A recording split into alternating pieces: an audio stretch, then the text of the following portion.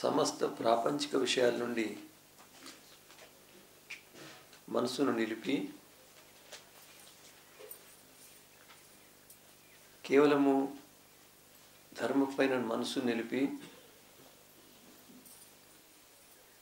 అటు నుండి మనస్సును తిప్పి భగవంతునియందు మనస్సు నిలిపి భగవంతుని నిత్య ఆనందములో నిమగ్నం కావడానికి ప్రయత్నిస్తున్నాము. దీన్నే యోగం అంటాము. ఈ స్థితిని సంపాదించడానికి నిత్యానందుడైన భగవంతుని ఆనందంలో నిమగ్నం కావడానికి ముక్తిని సంపాదించడానికి చేయవలసిన క్రియాకలాపాల పేరు యోగము. దానికి 8 అంగాలు ఉంటాయి. యమ, నియమ, ఆసన, ప్రాణాయామ, ప్రత్యాహార, ధారణ, ధ్యాన, సమాధి, సంయమ. ఈ 9వ సాధన, 9వ అంగం. ఇప్పుడు మనము 5వ అంగము ప్రత్యాహారం గురించి ఆలోచిస్తాము. ప్రత్యాహారం అనే శబ్దంలో 3 శబ్దాలు ఉన్నాయి. ప్రతి, ఆహార. ప్రత్యాహార. ప్రతి అంటే వెనుక వైపు, వెనుక దిక్కు, వెనుక దిశలో. ఆ అంటే నలువైపుల నుండి. హార అంటే లాగడము, తీసుకురావడము, తరలించడం. అంటే మనము ఆత్మను బయటికి పంపిస్తున్నాము. ఆత్మ మనసుతో సంబంధమవుతుంది. మనస్సు ఒక్కొక్కసారి ఒక్కొక్క ఇంద్రియంతో, జ్ఞానేంద్రియంతో సంబంధమవుతుంది. ఆ జ్ఞానేంద్రియం ద్వారా బయట ఉండే పదార్థాల జ్ఞానాన్ని సంపాదిస్తుంది. ఈ విధంగా ఆత్మ భగవంతుణ్ణి ఆలోచించడము, భగవంతుని నిమగ్నం కావడం మొదలుపెట్టి ప్రాపంచిక విషయాలలో సుఖాన్ని అన్వేషిస్తుంది, సుఖాన్ని అనుభవిస్తుంది, దాంతోపాటు దుఃఖాన్ని అనుభవిస్తుంది, దాంతోపాటు అజ్ఞానాన్ని కూడా అనుభవిస్తుంది. అయితే జీవాత్మ ఇప్పుడు ఉదాహరణ కొరకు ఆత్మ అనుకూలమైన రూపాన్ని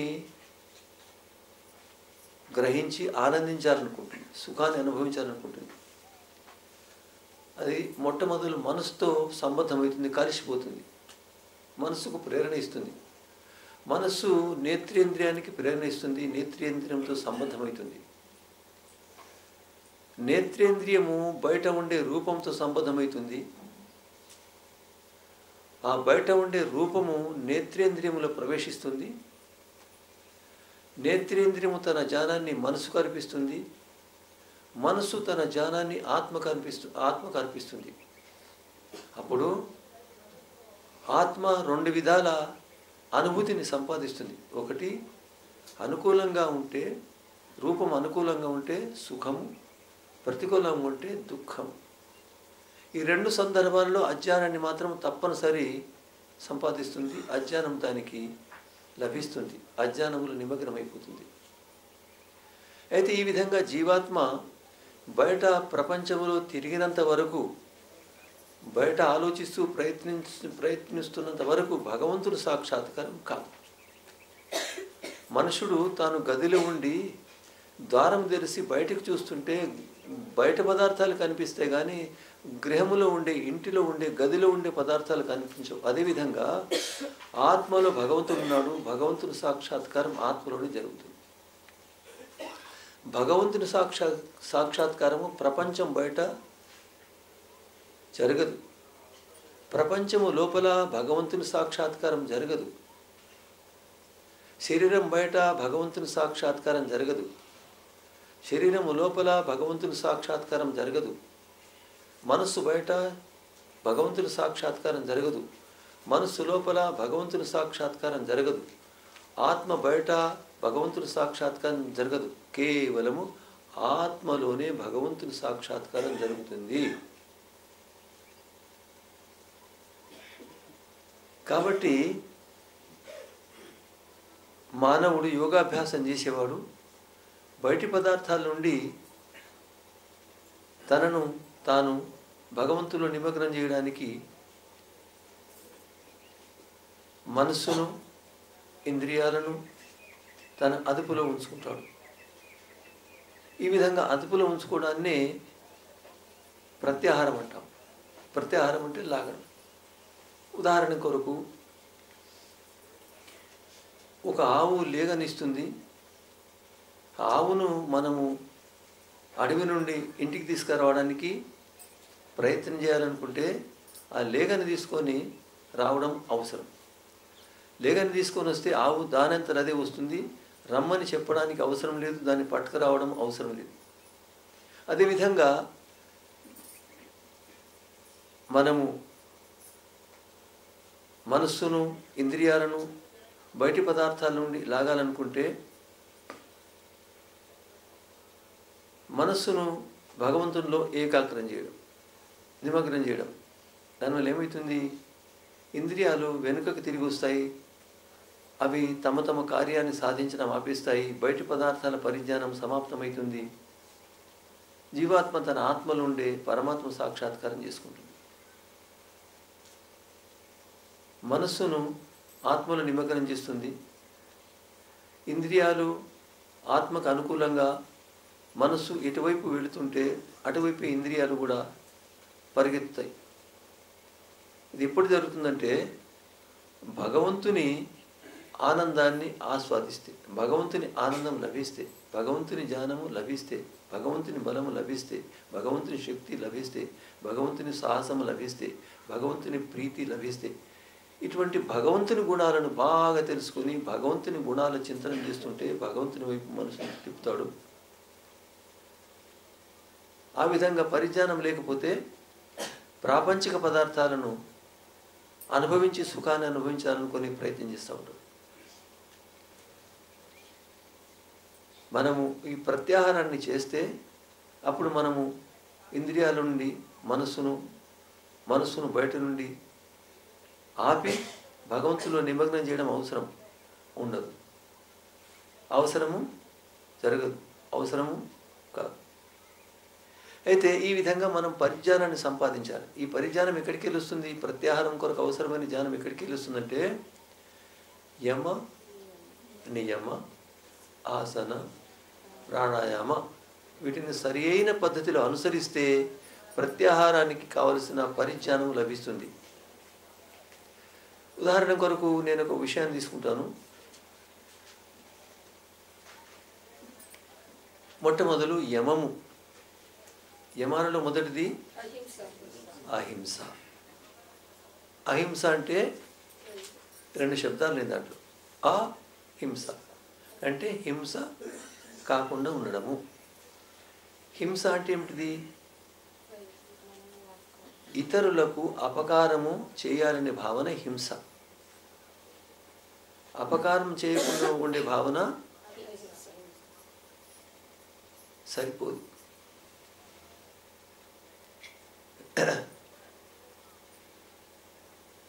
ఈ హింస ఎందుకు జరుగుతుందంటే ఇతరులతో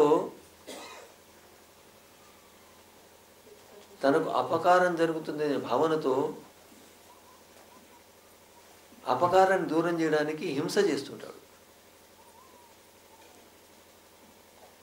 ఇతరులతో బాధ కలుగుతుందని భావించి వారి బాధ నుండి తప్పించుకోవడానికి వారిని హింసిస్తే నాకు సుఖం లభిస్తుందని భావనతో హింస చేస్తుంటాడు.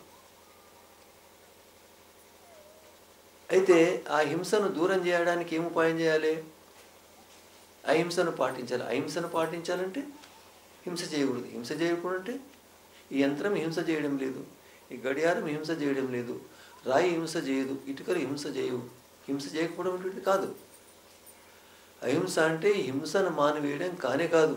ఏమిటిదండి అహింస అంటే? ప్రీతి, ప్రేమ. అంటే ప్రతి ప్రాణిని ప్రేమించడం, ప్రతి ప్రాణి హితాన్ని కోరడం, ప్రతి ప్రాణి హితం కొరకు పథకం వేయడము, ప్రతి ప్రాణి హితం కొరకు ప్రయత్నించడం. ఇది సాధ్యమా? అసాధ్యం. కానీ సాధ్యం. ఎటు సాధ్యము? తల్లి 2 దినాల నుండి భోజనం లేక ఆకలితో ఉన్నది. శిశువు తల్లి సంకలో ఉన్నాడు. 10 నెలల శిశువు. తనకు ఆహారం లేదు, అయినా తన పాలిచ్చి పిల్లవాడిని సుఖంగా ఉంచడానికి ప్రయత్నిస్తుంది. తల్లి పిల్లవానికి ఎందుకు పాలిస్తుంది అనే ప్రశ్న చాలా గంభీరం. తల్లి పిల్లవానికి ఎందుకు పాలిస్తుందంటే, పిల్లవానికి పాలించేటప్పుడు పిల్లవానికి సుఖం చేయాలనే కోరిక దాంట్లో ఇమిడి ఉంటుంది. ఆ ఇతర ప్రాణికి, శిశువుకు హితం చేయాలనే కోరిక ఉండగానే, ఆ కోరిక ఉదయించగానే భగవంతుడు ఆ తల్లి ఆత్మలో తన ఆనందాన్ని నింపిస్తాడు. అందుకొరకని తల్లి పిల్లవానికి పాలిచి సుఖపెట్టాలని ప్రయత్నం చేస్తుంది. ఈ విజ్ఞానం తెలిసినప్పుడు మనుషుడు హింసను పాటించడు. పొరపాటున పాత సంస్కారాల వలన హింసను చేస్తుంటాడు, కానీ ప్రయత్నం చేస్తూ చేస్తూ చేస్తూ అతడు హింసను మాని అహింసను పాటించగలుగుతాడు.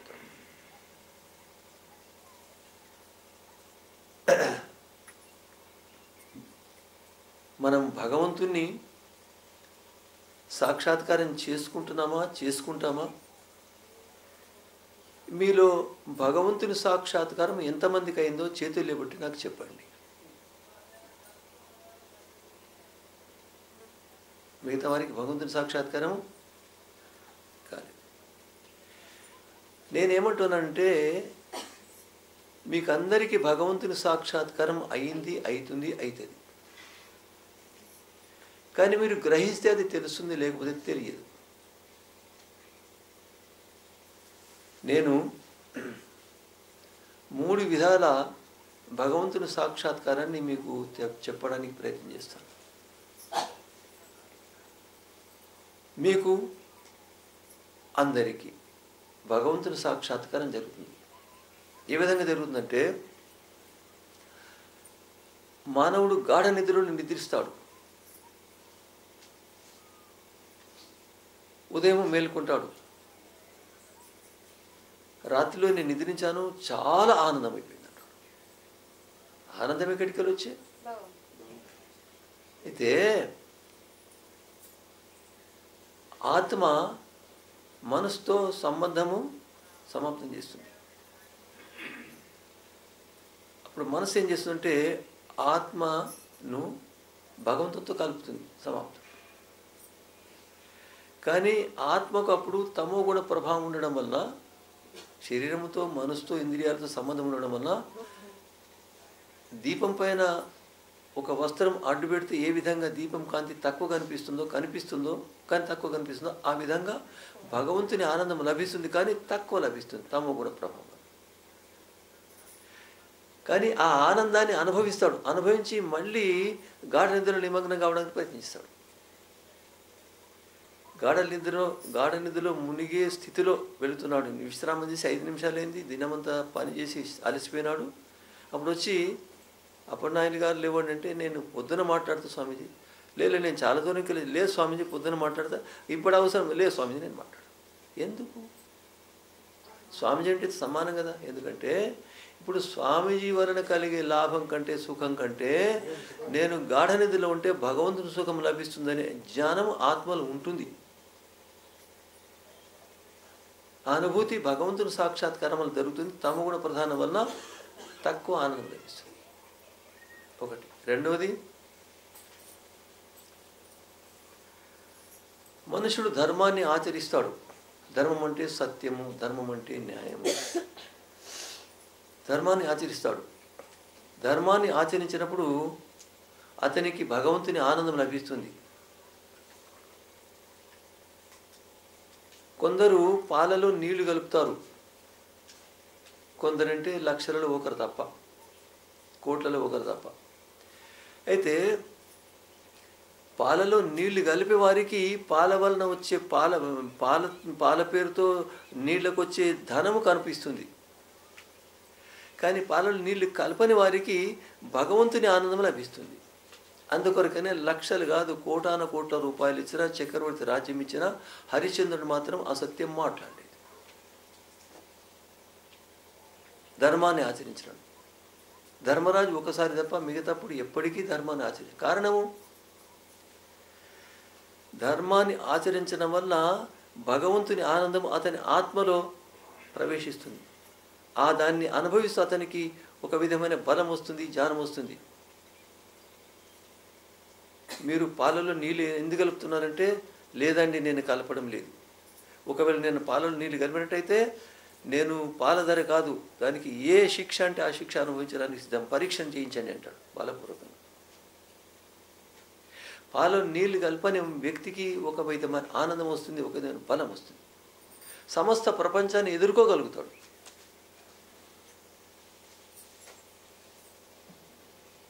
ఇది రెండవ ఆనందం.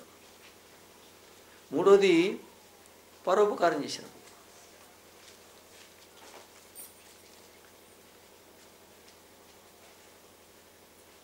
మానవుడు ఒక కార్యం కొరకు వెళుతున్నాడు.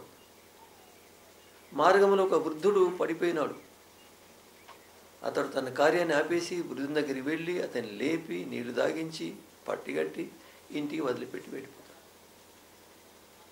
అతనేమంటాడు, నాయన చల్లగా బతుకుంటాడు. అయితే ఏమవుతుంది, అతనికి సేవ చేసిన తర్వాత వెళుతుంటే ఒక విధమైన ఆనందానుభూతి కలుగుతుంది. అది మాటల్లో చెప్పడానికి వీలేదు, అది చూపించడానికి వీలేదు, కనిపించే పదార్థం కాదు. అదేమిటిది? భగవంతుని ఆనందం. ఒకసారి ఋషి దయానందుడు ఉదయం 3 గంటల నుండి 6 గంటల వరకు యోగాభ్యాసం చేసి ఆనందాన్ని అనుభవిస్తూ పరిగెత్తిపోతున్నాడు. అక్కడ వ్యవసాయదారుడు ప్రతిదినం రహట్ అంటే నీళ్లు తీసుకోవడానికి ఒకటి యంత్రం ఉంటుంది. ఇప్పుడు ఆ రహట్లు పోయినాయి. అయితే రహటు తిప్పి ఆ నీళ్ళ కుండలో నీళ్ళు నింపేవాడు వ్యవసాయం కొరకు. ఆయన పరిగెత్తి వస్తుంటే అతడు వచ్చి పశువులను ఎడ్లను తీసుకొచ్చి రహట్ కట్టడానికి చూస్తుంటే కుండి నీళ్లతో నిండి ఉన్నది. ఈ నీళ్లతో నిండి ఎట్లా కుండ ఉన్నది? ఓహో, ఈ సాధు మహారాజ్ తిప్పి నీళ్ళు నింపి వెళ్ళిపోతాడు. ఒక వ్యవసాయదారుడు ధాన్యాన్ని పండించి బండి పైన వేసుకొని, ఎడ్ల బండి పైన వేసుకొని వస్తున్నాడు. బురదలో చిక్కున్నది బండి, బయటికి రావడం లేదు. అతడు కొడుతున్నాడు పశువులు, ఏం చేయలేదు కదా. అయితే ఋషి దయానందుడు ఎడ్లను బయటికి తీసేసాడు. తర్వాత వెళ్ళి బురద నుండి బండిని లాక్కొని వచ్చి బయట పెట్టేసాడు. ఎందుకు పెట్టినాడు? ఆ విధంగా చేయడం వలన ఆ పశువులకు సుఖం కలిగింది, మనుషునికి సుఖం కలిగింది. దానిలో ఏమైందంటే భగవంతుడు దయానందుని ఆత్మలో ఆనందం నింపేశాడు. వాస్తవంగా చూస్తే భగవంతుని ఆనందంలోనే ఉండే ఆయన, కానీ ఇతరులకు ఉపకారం చేయడం వల్ల అది ఒక ప్రత్యేకమైన ఆనందానుభూతి కలుగుతుంది. ఏ వ్యక్తి భగవంతుని ఆనందాన్ని అనుభవిస్తాడో ఆ వ్యక్తి భగవంతుని ఆనందాన్ని పంచిపెట్టడానికే ప్రయత్నం చేస్తాడు. ఒక వ్యక్తి దగ్గర అపరిమిత ధనం ఉన్నదనుకోండి, అపరిమిత ధనము, అతడు ఏం చేస్తాడు? ఇంకా ధనాన్ని సంపాదించడానికి ప్రయత్నం, ఎందుకంటే అపరిమితం ఉన్నది. ఏం చేస్తాడు? ఉన్న ధనాన్ని పంచిపెట్టడానికి ప్రయత్నిస్తాడు. అయితే భగవంతుని సాక్షాత్కారం జరిగినప్పుడు అతనికి అపరిమిత ఆనందం లభిస్తుంది. ఆ అపరిమిత ఆనందాన్ని ఇతరులకు పంచిపెట్టడానికి ఇతరులను ప్రేమిస్తాడు, సహకరిస్తాడు, సహాయం చేస్తాడు. ఒకరు నన్ను అడిగిరి, స్వామీజీ భగత్ సింగ్ ఉరిశిక్షను అనుభవించడానికి పోయినప్పుడు, ఉరిశిక్షను అనుభవిస్తున్నప్పుడు అతనికి బాధ కలగలేదంటే బాధ కలిగింది, కానీ ఆ బాధ కంటే ఎక్కువ ఆనందం కలిగింది. మీరు హల్వా సీరా తీసుకుంటుంటారా లేదా? అందులో ఒక కంకర రాయి వస్తుందా లేదా? కంకర రాయి వల్ల ఎక్కువ బాధ కలుగుతుందా? దాని ఆ మధురమైన సీర కానీ హల్వా కానీ ఖీర్ కానీ దీంట్లో ఎక్కువ సుఖం అనిపిస్తుందా? అదేవిధంగా భగత్ సింగ్కు కొద్దిగా బాధ కలిగింది, కానీ నేను నా దేశ ప్రజల కొరకు జీవితాన్ని అర్పిస్తున్నాను, నా జీవితం ద్వారా నా దేశ ప్రజలు సుఖాన్ని అనుభవించాలి, స్వాతంత్ర్య ఆనందాన్ని అనుభవించాలి అనే భావంతో చేసినప్పుడు భగవంతుడు ఆ భగత్ సింగ్ ఆత్మలో ఆనందాన్ని నింపేసేస్తాడు. అప్పుడు పట్టరాని ఆనందం. నేను చెప్పినాను కదా, రాంప్రసాద్ బిస్మిల్ కుర్తాడును వెళ్ళి వేసుకుంటాడు. ఏమంటాడు?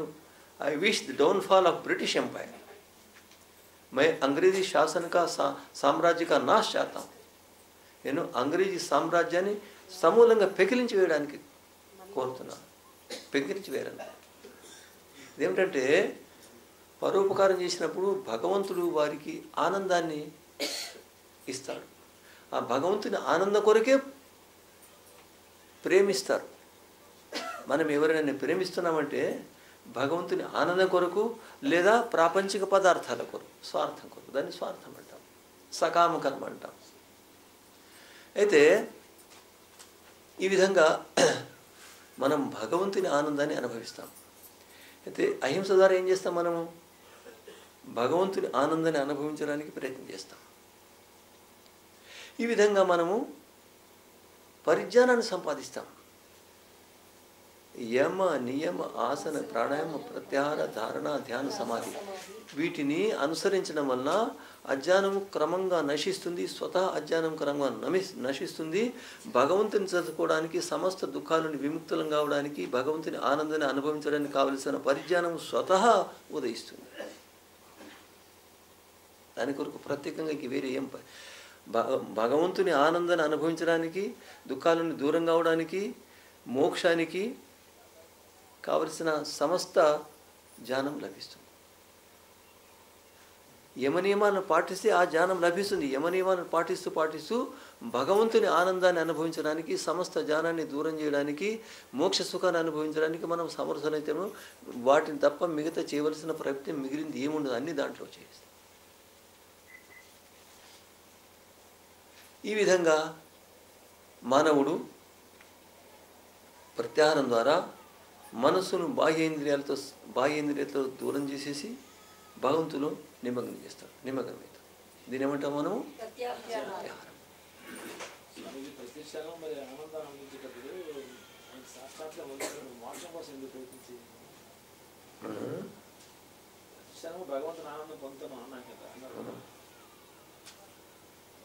భగవంతుని ఆనందం పొందేటప్పుడు మోక్షం కోసం మరి ఆనందం పొందుతాను కదా ఈ జీవుడు సాక్షాత్కారం వైపు మోక్షం వైపు.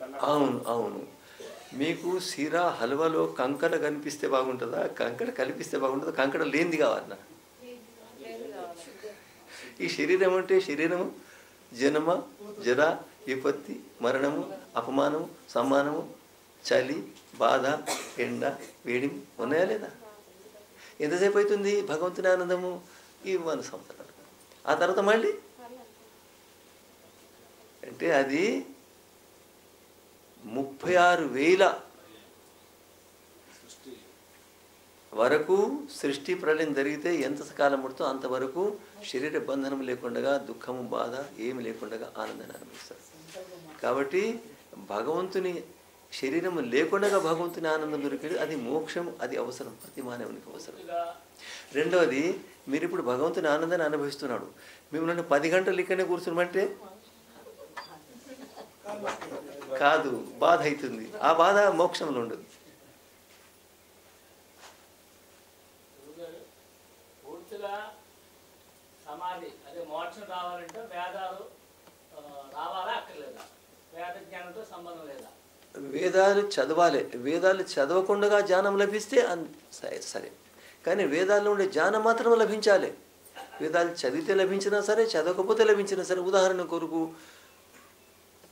స్వామి విరజానందుడు కళ్ళు లేకుండానే జ్ఞానాన్ని సంపాదించినాడు, కానీ జ్ఞానం మాత్రం ఉండే. అది కళ్ళు ఉండి సంపాదించినా లేక సంపాదించినా వేరు సంగతి, కానీ జ్ఞానం మాత్రం అవసరం. అదేవిధంగా వేద జ్ఞానం మాత్రం అవసరము. వేదజ్ఞానాన్ని గురు ద్వారా విని కానీ అభ్యాసం చేసి కానీ యోగం సాధించి మోక్షాన్ని సంపాదించగలుగుతాడు. కానీ ఆ యోగజ్ఞానం లేకుండా సంపాదించడం సాధ్యం కాదు. ఇప్పుడు మనము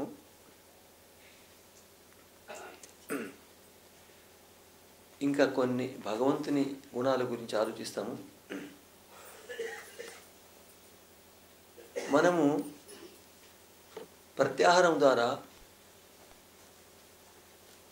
ప్రత్యాహారంలో సఫలత సాధించాలనుకుంటే ఏం చేయాలంటే విషయాలలో ఉండే దుఃఖాన్ని తెలుసుకోవాలి. మనము శబ్దము, స్పర్శ, రూపము, రసము, గంధము ఈ విషయాన్ని అనుభవిస్తుంటాం. అయితే దాంట్లో నేను ఇంత క్రితం సూచన చేసినాను, ప్రతి విషయంలో 3 వస్తువులు ఉంటాయి. ఏమిటి? సుఖము, దుఃఖం, అజ్ఞానం. ఇది మీరు కనుక అర్థం చేసుకుంటే జీవితంలో చాలా ఉన్నతి సాధించగలుగుతారు. ప్రపంచంలో కేవలం సుఖము ఉండదు, సుఖంతో పాటు ఏముంటుంది? దుఃఖం, అజ్ఞానం. ప్రపంచంలో కేవలం దుఃఖం ఉండదు, దాంతోపాటు ఏముంటుంది? సుఖము, అజ్ఞానం. ప్రపంచంలో సుఖము దుఃఖము లేకుండా ఉండే ప్రసక్తి లేదు. సుఖము దుఃఖము రెండు ఏదో ఒకటి ఉంటుంది. అయితే సుఖము దుఃఖము ఈ రెండు కలిసి ఉంటాయి. మనం సుఖాన్ని కోరితే దుఃఖము, దుఃఖం అన్నప్పుడు సుఖం కూడా ఉంటుంది. ఇంతవరకు ఉదాహరణ ద్వారా నేను సూచన చేసినాను, మీకు తెలిపినాను. ఈ దుఃఖము స్థూలంగా ఉంటుంది, ఒకసారి సూక్ష్మంగా ఉంటుంది. అయితే సూక్ష్మంగా ఉండే దుఃఖాలను కనిపెట్టడం యోగాభ్యాసం చేసేవారి పని. యమనియమాలను పాటిస్తూ బుద్ధిని ఎవరైతే సూక్ష్మం చేసుకుంటారో వారు గ్రహించగలుగుతారు, మిగతా వారు గ్రహించలేరు. నేను ఉదాహరణ ఇచ్చినాను, మళ్ళీ అదే ఉదాహరణ ఇస్తాను. ఒక వెంట్రుకను ఎంత వెడల్పు ఉన్నదో అంతే పొడుగు కత్తిరించండి, అది ఇక్కడ వేయండి. మనకేమీ ఇబ్బంది కాదు, బాధ కాదు, విగ్రహం కాదు. దాన్నే కంటి రెప్పదెరిసి దాంట్లో వేసేస్తే ఏమవుతుంది? ఇబ్బంది, బాధ, కష్టం సహించలేము. మనం సత్సంగంలో కూర్చుండలేము, ఈశ్వరోపాసన చేయలేము. అయితే ఆ విధంగా సమస్త ప్రాపంచిక సుఖాలను దుఃఖము కలిసి ఉంటుంది. దాన్ని గ్రహించడము చాలా సూక్ష్మ విషయం. అయితే ప్రాపంచిక విషయాల్లో దుఃఖం ఉన్నది విషయాన్ని మనం అర్థం చేసుకోవాలి. నేను ఇంత క్రితం చెప్పినాను, ప్రాపంచిక పదార్థాలను సంగ్రహం చేయడానికి పోతే దాంట్లో 5 రకాల దుఃఖాలు ఉంటాయి.